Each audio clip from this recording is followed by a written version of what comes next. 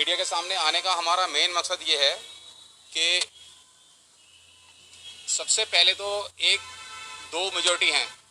एक RSS है जिसको कि राष्ट्रीय समाज सेवा समिति कहा जाता है, जिसके बारे में हमारे गुरुजी ने जिस टाइम 2014 में बरवाला कांड हुआ था उस टाइम हमारे गुरुजी ने उसको नकार दिया था कि राष्ट्रीय समाज समिति मेरी नहीं है। वो प्रूफ हमने सारे जो भी जिलाधीश वगैरह हैं इनके पास लगाए हुए हैं।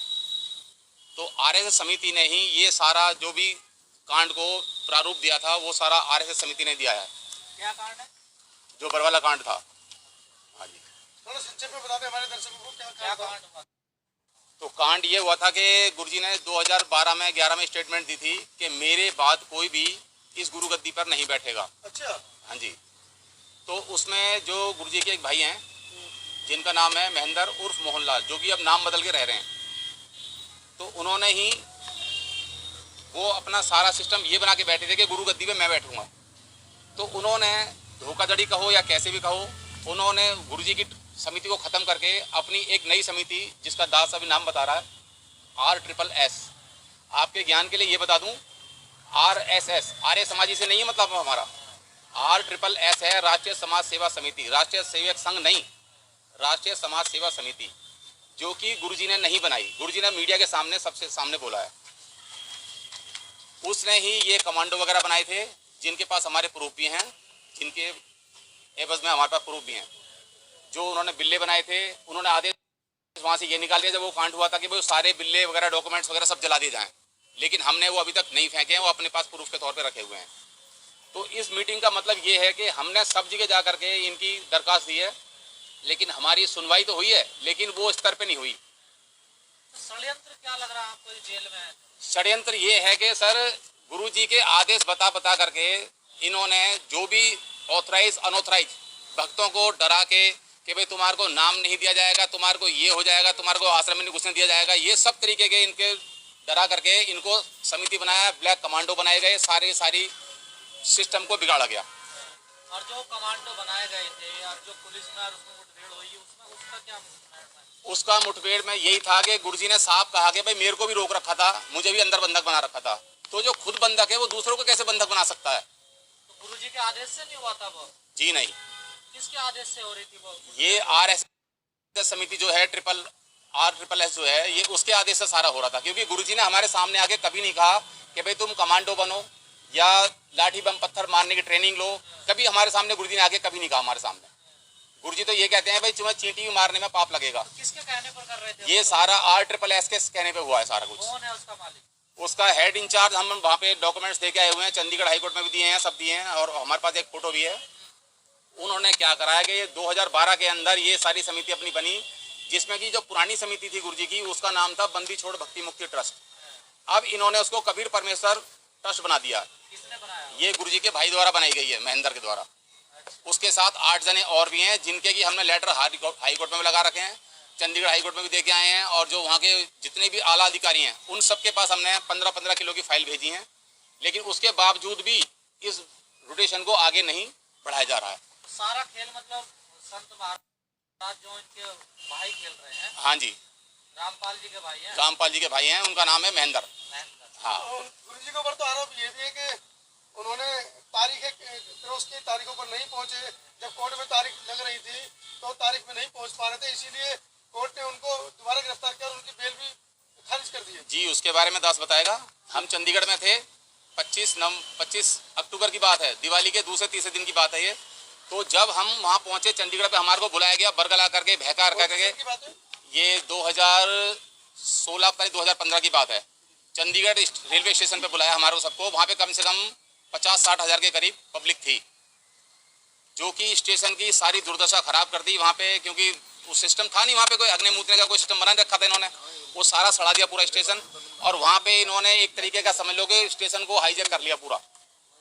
और अभी क्या आरोप है संत रामपाल जी का? जो संत रामपाल जी का अभी क्या आरोप है? किस आरोप में बंद है जेल में? संत रामपाल जी महाराज पे एक तो देशद्रोह का मुकदमा चल रहा है 428 और 429 है, और 430 में गुरुजी को सजा हो चुकी है। 426/14, 427/14, इनमें गुरुजी बाइज्जत बरी हो रखे हैं। जब वो गुरुजी भाईजान बरी हो रखे हैं बंधक बनाने के केस में, और जो खुद कह रहा है कि मैं बंधक हूँ, वो दूसरे को बंधक कैसे बना सकता है?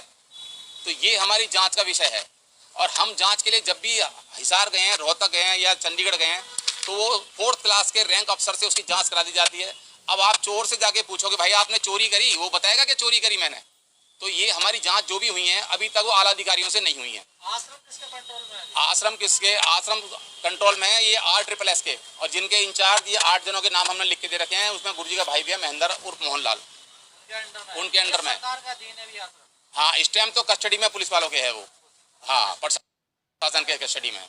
हाँ जी, उनका भी अधिकार नहीं है जो RSS है? नहीं, उसमें अब ये पीले पर्चे निकालते हैं। पीले पर्चे में जितनी भी भीड़ चाहिए होती है या किसी भी कहीं भी कोई रैली वगैरह करानी होती है, तो इन भक्तों को झूठ बोल करके गुरुजी का आदेश बता करके और वहाँ पे रैली में भेज देते हैं। और ये इन बेचारे, इसमें हमारे संगठन के अंदर 90% लोग तो अनपढ़ ही हैं, कम पढ़े लिखे हैं। तो उनको जैसा आदेश आता है RSS समिति का, वो उसको मान करके और उसके पीछे भाग लेते हैं अंधी भेड़ की तरह। ये है सिस्टम। तो ये सिस्टम की वजह से हम इसको, हमारा आगे प्रोसीजर ये है कि भाई ये सिस्टम किसके नाम से चल रहा है इस 10% में, हमें उसकी जांच करानी है। तो आप चाहते हैं ये किसके, मतलब इस कौन सी समिति के हाथ में है ये पूरा? ये समिति RSSS के अंडर में है। तो आप क्या चाहते हैं इसमें? हम ये चाहते हैं कि जो दोषी हैं उनको सजा हो और जो बेगुनाह हैं उनको जेल से बाहर किया जाए। कोर्ट ने तो रामपाल जी को दोषी माना हुआ। दोषी तो इसलिए माना है कि सर इन्होंने ये अपना लिखित में देके आए हैं बयान, क्योंकि इनका कहना ये है कि भाई हमारे से कोरे कागज पे साइन कराए गए, चलो भाई मान लिया कोरे कागज पे साइन करा लिए, लेकिन तुम्हारे फिर घर के अंदर परिवार में कितने सदस्य हैं कितने नहीं हैं। तो इनको जो बयान दे के आए हैं, इनको डराया गया, बरगलाया गया कि तुम्हारे को बाहर नहीं जाने देंगे जब तक तुम रामज्वाली महाराज के खिलाफ नहीं बोलोगे। आश्रम में हथियार थे, कमांडो थे, फौज थे, तो ये संत रामपाल जी के आदेश नहीं थे? जी नहीं, बिल्कुल नहीं। संत रामपाल जी महाराज ने तो चींटी मारने के लिए बना कर रखी है। आश्रम में इतना बड़ा षड्यंत्र रचा जा रहा है, उनको पता ही नहीं था? नहीं पता उनको हाईजैक किया हुआ था पहले से ही। वो खुद तो बता रहे हैं, अपने मीडिया के सामने बोला उन्होंने, जब सिस्टम चंडीगढ़ हाईकोर्ट से निकले हैं और अगर Maharaja Agrasen MAMC medical college उसके सामने से निकले, जब भी बताया कि भाई मैं तो खुद बंधक बना रखा था, मुझे रोक रखा था। बंधक किसने बना रखा था? बंधक समिति वालों ने बना रखा था। और जो चंडीगढ़ में बता रहा था दास, चंडीगढ़ में भी यही कहानी हुई थी। इन्होंने 3 बजे तक वहाँ पे पब्लिक को बरगला के रखा। 3 बजे के बाद आदेश पारित कर दिया कि भाई गुरुजी हाजिर नहीं होंगे, और जो जवान हैं वो तो आश्रम चलें, और जो बड़े बूढ़े आश्रम में इतने हथियार आ रहे हैं, गुरुजी को पता ही नहीं था? नहीं पता ना, यही तो है कि सारा षड्यंत्र गुरुजी की नाक के नीचे हुआ है। लेकिन गुरुजी ने आके हमारे सामने कभी नहीं कहा कि तुम कमांडो बनो या इस समिति के सदस्य बनो। तो क्या आप भी सदस्य थे समिति के? जी, दास सदस्य था, लेकिन मेरे दिमाग में ये बात बैठी नहीं, मैं उसमें नहीं गया बिल्कुल भी। आप दास है? कन्हैया दास। हाँ जी, आप उसके समिति के सदस्य हैं? सदस्य हूँ मैं, मेरे पास लाकेट बिल्ला वगैरह सब कुछ है। अगर प्रूफ के तौर पे देखना चाहते हो, वैसे इन्होंने समिति वालों ने आदेश कर दिया था कि वो सारे के सारे जला दिए जाएं, फूंक दिए जाएं, नष्ट कर दिए जाएं। लेकिन दास ने आज भी प्रूफ के तौर पे वो अपना बिल्ला और समिति का वो रख रखा है कि आगे प्रूफ के तौर पे काम आएगा। उसमें कहीं भी रामपाल जी महाराज का नामो निशान नहीं है, कोई रामपाल जी महाराज के साइन नहीं हो रहे उसके अंदर, कोई किसी तरीके के डॉक्यूमेंट्स। सदस्य तो काफी होंगे ना? सदस्य तो करीबन 10 लाख के करीब थे। तो कहाँ है वो सारे सदस्य डर के मारे कोई सामने आता ही नहीं है। किसके डर के कारण? ये सबको गुरुद्रोही घोषित कर देते हैं ये समिति वाले। उसके नाम का पीला पर्चा निकाल देते हैं। अब एक बात सोचने वाली है, आश्रम तो पुलिस कस्टडी में है, तो वहाँ वो पीले पर्चे आ कहाँ से रहे? हमने इस बात में कई बार हिसार कोर्ट में भी जाके दरखास्त दी है, लेकिन कोई कार्रवाई नहीं हुई। पीले पर्चों का मतलब गुरुजी का आदेश। हाँ, और हमने डॉक्यूमेंट्स में लगाया, RTI लगाई है, हिसार में लगाई थी, हिसार में लगाई है। उसमें RTI में जवाब आया कि आज तक यहाँ से कोई भी पंपलेट, कोई ऑडियो, कोई वीडियो, किसी तरीके का आदेश जारी नहीं किया गया है। नहीं हुआ है कोई भी। ये आदेश करवाता कौन? ये आदेश RSSS जो समिति है वो करवाती है सबके। जो सदस्य हैं? जी। उसका प्रमुख कौन है? उसके प्रमुख में ये है, क्या नाम है, महेंद्र, गुरुजी के भाई जो है मोहनलाल। हाँ जी। तो आप चाहते हो समिति को भंग किया जाए, नई समिति बनाई जाए? भाई भंग करा जाए वो तो बात आ गई अलग, लेकिन पहले ये समिति जो पारित कर रही है आदेश, इसको रोका जाए सबसे पहले। अच्छा, जो फैसले ले रही है? हाँ, ये जो समिति फैसले देती है, जो भी भाई बात बोलती है भाई, क्योंकि भगत तो अंधी भेड़ की तरह होते हैं, जहाँ से आदेश हुआ एकदम भाग लेते हैं वहीं के वहीं सारे के सारे। तो क्या अभी भी लग रहा है सत्संग वगैरह होता है? नहीं, सत्संग वगैरह तो ये नामदान केंद्र पे नामदान केंद्र खोले हैं इन्होंने, वो नामदान केंद्र भी इनके फर्जी हैं। उसके बारे में भी हमने आरटीआई लगाई थी। उसमें गुरुजी ने साफ कहा है कि भाई प्रचार प्रसार करना है, लेकिन सत्संग वो नामदान केंद्र वगैरह खोलने का मतलब ये है जो गुरुजी के नाम से काम हो रहा है वो सब बंद हो जाना सारा बंद हो जाना चाहिए टू जेड। आपकी मांग ये है जी। तो आपने पुलिस से बात करी? हमने सबसे बात करी है, लेकिन कोई इसमें आगे आने को राजी नहीं है। और वो फर्स्ट क्लास के रैंक ऑफिसर के आगे हम जाके अपनी कंप्लेंट करते हैं, वो 4th क्लास के हवलदार से या किसी सिपाही से उसकी रिपोर्ट लिखवा कर और हमारे को सामने पेश कर देता है। गृह मंत्रालय में, DPTO में, सब जगह हमने कंप्लेंट भेजी है टू जेड। हमने इतनी जगह कंप्लेंट भेजी है कि कम से कम 14-15 हज़ार के करीब पेपर लग चुके हैं उनके अंदर। सुप्रीम कोर्ट में भी भेजी हमने, और यहाँ क्या नाम है, चंडीगढ़ हाई कोर्ट में भी दे के आए हैं, हिसार में भी दे के आए हैं, मजिस्ट्रेट से मिल के आए थे। और अभी अभी हमारी मुलाकात हुई है मजिस्ट्रेट से, हिसार के जो DR चालिया ने, जिन्होंने संत रामपाल जी महाराज को सजा सुनाई थी, उससे ही बात हुई है। ये मामला तो कोर्ट में जा सकता है ना? ये मामला कोर्ट जेल में उनके नाम से बाहर काम हो रहा है। ये भगत जी बात तो वही है ना कि ये करेंगे तो अधिकारी, लेकिन वो अधिकारी इस काम को करते नहीं है। 4th क्लास के रैंक के अफसर को पकड़ा देते हैं। सब मिले हुए हैं, सबका सिस्टम यही है। कोई उस RSS के आगे कोई मुंह अपना नहीं खोलता है। इतनी पावरफुल है वो काम। जी, क्यों ना, जो भी यहाँ पे गए हैं, जो उनके नहीं मानता है उसके हाथ पर तोड़वा देते हैं। ट्रेनों में कईयों को मार मार के फेंका है। कई बार कांड हुए हैं ऐसे, एक बार नहीं। गवाह इस चीज़ के हमारे पास प्रूफ हैं, जिन जिन के चोट लगी है सब आपके TV चैनल से कि हमारे गुरुजी जो संत रामपाल जी महाराज जो है वो निर्दोष हैं, और जो असामाजिक तत्वों ने जो है उन्हें जो है आजीवन कारावास करवा दिया है। आजीवन कारावास क्यों? यह कि असामाजिक तत्व जो थे उन्होंने सच्चाई का पर्दाफाश कर दिया। आर्य समाज जो था, आर्य समाज जो महर्षि दयानंद थे, उनका सत्यार्थ प्रकाश था, उसमें कुछ कमियां थी, वो संत रामपाल जी महाराज ने दूर करी। सन 2006 में उन्होंने आश्रम खोला करौदा में, और करौदा में आश्रम खोलने के बाद जो ये असामाजिक तत्व जो है, इस पे तथ्य को उठाने के लिए जो उन्होंने जो है हमारे करौदा आश्रम पर जो कब्जा कर लिया, और जो ईंट पत्थर गोलियां चलाई, और चलाने के बाद जो उन्हें जो आज आजीवन कारावास करवा दिया। इन्होंने क्या काम कराया है? भारतीय राष्ट्रीय सेवा समिति जो के सदस्य हैं, राम कुमार ढाका है, महेंद्र दास हैं, महेंद्र दास भाई हैं इनके, और इनकी 2 बेटियां हैं, एक मंजू अंजू, एक महेंद्र दास का लड़का है अमित जी। ये इनके पूरे संचालक हैं भारतीय राष्ट्रीय सेवा समिति के। जब गुरुजी 2006 में जेल चले गए थे, जेल के जाने के बाद जो है इन पर जो वारंट भेजे गए, तो गुरुजी को रास्ते में से वापस ले आते थे, लेकिन गुरुजी जेल में वहाँ कोर्ट में जाना चाहते थे, लेकिन राष्ट्रीय सेवा समिति वाले जो हैं ये मतलब नहीं जान देते थे। इसलिए जो है बरवाड़ा कांड जो हुआ, और बरवाड़ा कांड में जो कुछ ऐसा असामाजिक तत्व जो थे, उन्होंने ज़्यादा षड्यंत्र चलाने के बाद जो 3 FIR दर्ज करी, जो 426, 427, 428, 429 जो है केस हमारा चला हुआ है 28 का, और जो है 2 केसों में इन्होंने आजीवन कारावास करवा दिया, और एक अभी जो है बाकी इन्होंने पेंडिंग में डाला हुआ है। तो हमारी सरकार से मांग ये है कि हमारे गुरुजी को निर्दोष साबित हम करेंगे, और जो जब से जेल में गए हैं ये भारतीय राष्ट्र कोर्ट करेगा ना, आप कैसे कर सकते हो निर्दोष? हम दावा करेंगे ना उसमें। दूसरा जो पक्ष है वो क्यों पंगा ले रहा है, मतलब रामपाल जी से पंगा ही ले रहा है कि वो गद्दी अपना जो अपने अंडर में करना चाहिए, गद्दी की लड़ाई है। वो कौन लोग हैं? वो भारतीय राष्ट्रीय सेवा समिति है, वो पहले संगठन में हरियाणा आज संगठन में 2006 से चले आ रहे हैं वो सब।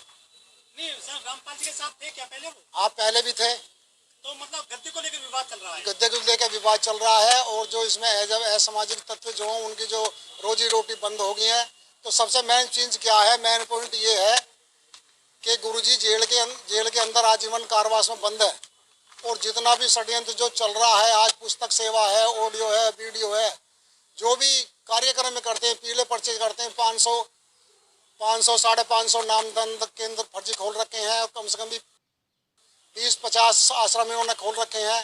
तो गुरुजी जेल के अंदर है, तो गुरुजी को आदेश बनाकर ये पब्लिक में जो है भक्तों में वो डाल देते हैं। आपने जेल में गुरु से मिलने की कोशिश की, बात करने की कोशिश की? गुरुजी को मिलने की कोशिश करी, लेकिन उन्होंने जब हम गए DGP के यहाँ, तो उन्होंने कहा कि इनके जो ब्लड का रजिस्ट्रेशन है, रिलेशन है वही मिल सकता है, अन्यथा कोई नहीं मिल सकता। जबकि गुरुजी ने सन 1997 में अपना आधार कार्ड, पैन कार्ड सिर्फ अपने नाम से बना लिया था। जब से इन्होंने संत बने थे सब कुछ परिवार छोड़ दिया था।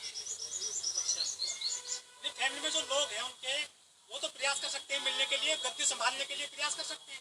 वो गद्दी करने का प्रयास पूरा कर रहे हैं, लेकिन भक्तों को तो गुमराह कर रहे हैं। तो दूसरा पक्ष है, वो गुमराह कर रहा, षड्यंत्र रच रहा है। षड्यंत्र रच रहा और ये कह देता है कि भक्तों को आगे कि जो गुरुजी का जेल से आदेश आया है, ये पुस्तक सेवा ये करनी है, ये नामदान केंद्र खोल है। कहना चाह रहे हैं संत रामपाल जी के परिवार के लोग ही षड्यंत्रकारी हैं। हाँ जी। कितने लोग हैं उसमें? जैसे कि आपने बताया बेटियां उनकी। हाँ, मतलब बेटी, 2 बेटी हैं, 2 जमाई हैं, भाई है, भतीजा है, पूरा परिवार है। कुल मिलाकर संपत्ति की लड़ाई है। संपत्ति की लड़ाई है और संपत्ति की लड़ाई ये चलती आ रही है। मेन पॉइंट क्या है? मेन पॉइंट ये है कि गुरुजी का आदेश बता करके हमने आरटीआई लगाई थी। आरटीआई के माध्यम से हमारा जेल नंबर 2 हिसार से हमें जो उन्होंने आरटीआई के माध्यम से हमें बताया कि यहाँ जो ना तो ऑडियो आती है, ना वीडियो आती है, ना कोई लेटर आता है, ना कोई किताब लिखी जाती है, कुछ नहीं जाता उन्होंने। ये हमने जो सब चीज़ जो देने के बाद भी ये भी फिर षड्यंत्रकारी, फिर भी इनका षड्यंत्र चल रहा है। तो वर्तमान में क्या स्थिति है गुरुजी के साथ में? वर्तमान गुरुजी के साथ में स्थिति ये है, हम तो वहाँ देख नहीं पाए, ना हम जा पाए, लेकिन जो आदमी जेल में रहेगा वो क्या सुखी रह सकता है?